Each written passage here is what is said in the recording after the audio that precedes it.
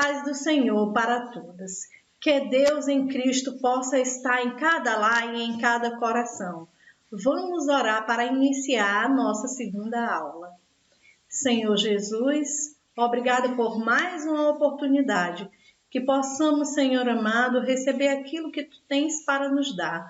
Que Tu possas, Senhor Jesus amado, ser o primeiro e o último, Senhor. Que Tu possas, Senhor Jesus amado, ser o centro das nossas vidas. Fica conosco, é o que eu te peço e te agradeço já por tudo. Amém. Minhas queridas irmãs, iremos falar um pouco sobre a sublimidade das bênçãos espirituais, tema da nossa segunda aula. Queremos relembrar que nós estamos no segundo trimestre da Escola Bíblica Dominical. E o nosso tema desse trimestre é Igreja Eleita, redimida pelo sangue de Jesus e selada com o selo do Espírito Santo. Porém, queremos relembrar um pouco da aula passada. Na aula passada, estudamos a carta aos Efésios. A carta aos Efésios foi escrita por Paulo. Paulo escreve no Novo Testamento 13 cartas ou epístolas. E elas são enviadas para várias igrejas, como aos Romanos, aos Filipenses, aos Filemon, a 1ª e 2º Timóteo. Também nós sabemos que ele escreveu aos Coríntios e também uma das cartas foi aos Efésios. A data que ele escreveu essa carta aos Efésios foi ainda no século I, no meado de 61 a 62 depois de Cristo. O assunto principal dessa carta é a unidade da igreja, onde judeus e gentios teriam que viver em união, esquecendo as suas diferenças. Porque então o Senhor Jesus, ele inspirou Paulo a escrever falando sobre a unidade da igreja e que as pessoas que se convertessem ali tinham que esquecer as velhas práticas, vivendo uma nova vida em Cristo.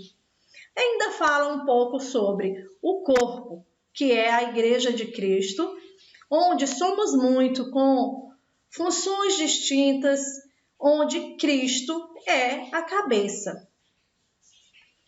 Então, o nosso assunto de hoje é a sublimidade das bênçãos espirituais em Cristo, sabendo que bênçãos espirituais são eternas e são diferentes de bênçãos materiais, que são bênçãos passageiras.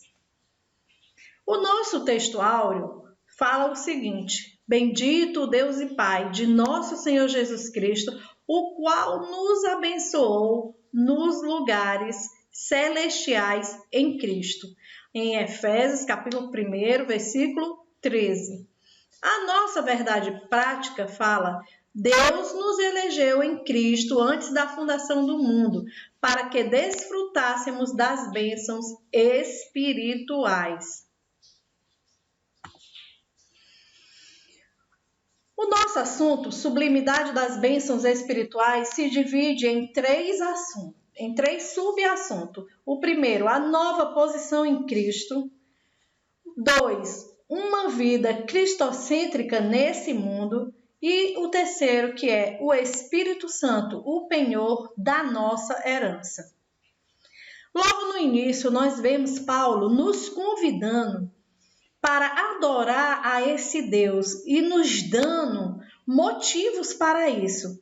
Vamos ao primeiro ponto. O primeiro ponto é dividido em 3 subassuntos, que é a doxologia, as bênçãos espirituais e a nova condição.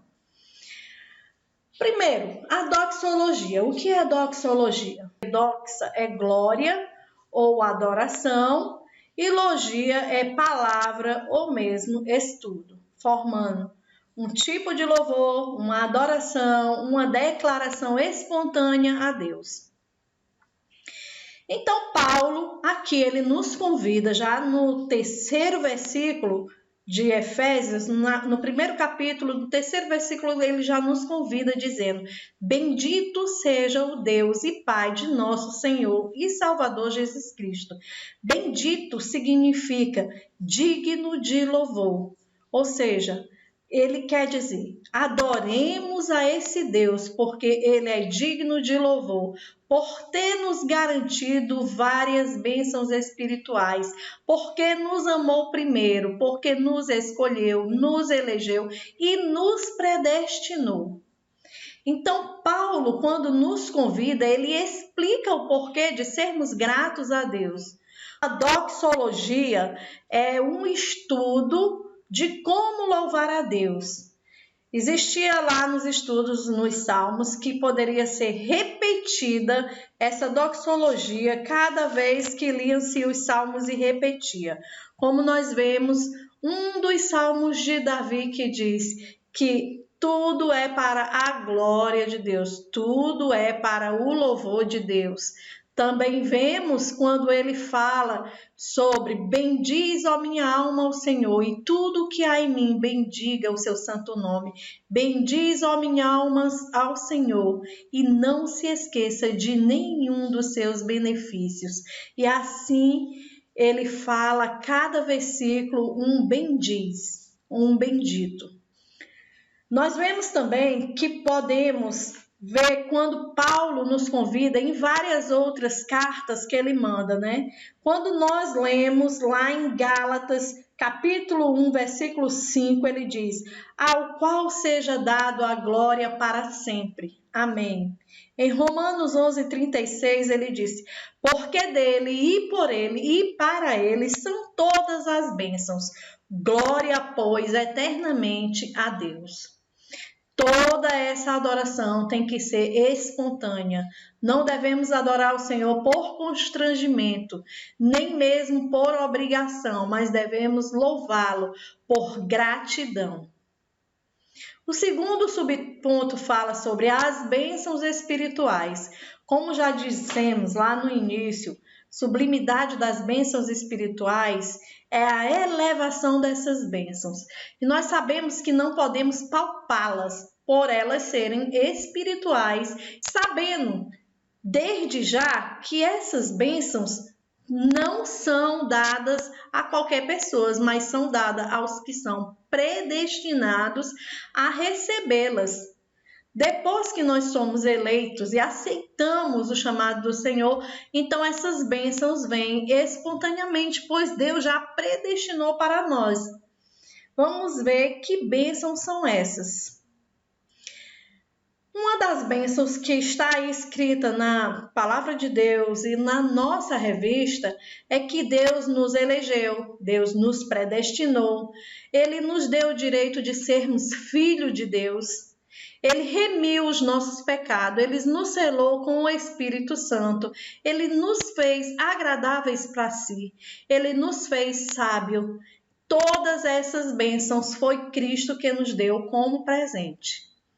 O terceiro subponto fala sobre a nova condição, que é em Cristo somos nova criatura.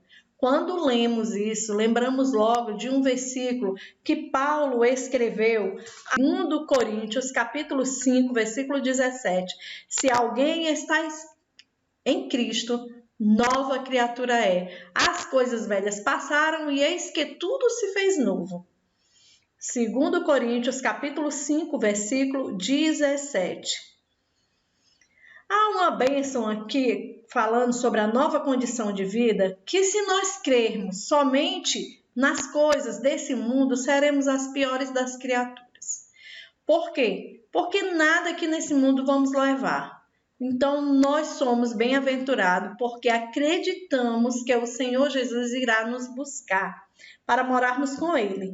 Paulo diz em 1 Coríntios, capítulo 15, versículo 19, se esperamos em Cristo só nessa vida, somos os mais miseráveis de todos os homens. O nosso segundo ponto fala sobre uma vida cristocêntrica neste mundo. O que é uma vida cristocêntrica? Sabemos que vivemos num mundo de horror. mundo cheio de guerra, mundo cheio de medo, mundo onde as pessoas não se entendem, o egoísmo reina, vale somente quem tem. E Cristo, ele quer que nós façamos a diferença nesse mundo. Quando ele pede que vivamos uma vida cristocêntrica, significa que nós devemos colocar Cristo em todo o centro da nossa vida, num mundo tão corrompido. Então, nós temos aqui também 3 subpontos. O primeiro, a revelação do mistério. Revelação do mistério. O que é mistério? Sempre nós ouvimos falar no meio evangélico que Deus é mistério. Mas nós sabemos que Deus, ele revela para nós esse mistério. Cristo mesmo, quando estava aqui na terra, ele fala para os seus discípulos: não vou falar com vocês com parábolas, mas vou revelar as parábolas a vocês. E muitas vezes ele sentava e dizia o que significava várias parábolas, porque as outras pessoas que não eram amigos de Deus, amigos de Jesus, ele falava por parábolas, mas aos seus amigos ele não ocultava os seus mistérios. Ele fala isso também lá no Velho Testamento, quando ele diz para Abraão: farei alguma coisa e ocultarei ao meu amigo? Não, né? Ele fala tudo. Então, ele também nos revela esse mistério. Ele nos revela coisas ocultas quando estamos no centro da sua vontade. A frase "descobrindo os mistérios da sua vontade" é uma verdade que é eterna, onde Deus nos revela aquilo que foi planejado para nós antes mesmo da fundação do mundo. Segundo a sua misericórdia, o seu amor, através de Jesus, para salvar os pecadores. Então, nós somos revelados nessas coisas que são ocultas para o mundo, mas para nós são reveladas. O segundo ponto fala sobre a plenitude dos tempos. Fala sobre um tempo diferente. Quando nós falamos tempos, nós lembramos de meses, anos, dias, horas. Esse é o nosso tempo, chamado tempo Cronos, ou seja, de cronologia. Nós somos guiados por esse tempo, quando nós dizemos que Cristo veio aqui na Terra há mais de 2000 anos. Por que nós falamos isso? Porque nós estamos no nosso tempo em 2020. Então, esse é o nosso tempo, Cronos. Porém, quando falamos a plenitude dos tempos, nós estamos falando de Kairos, o tempo de Deus, tempo determinado por Ele.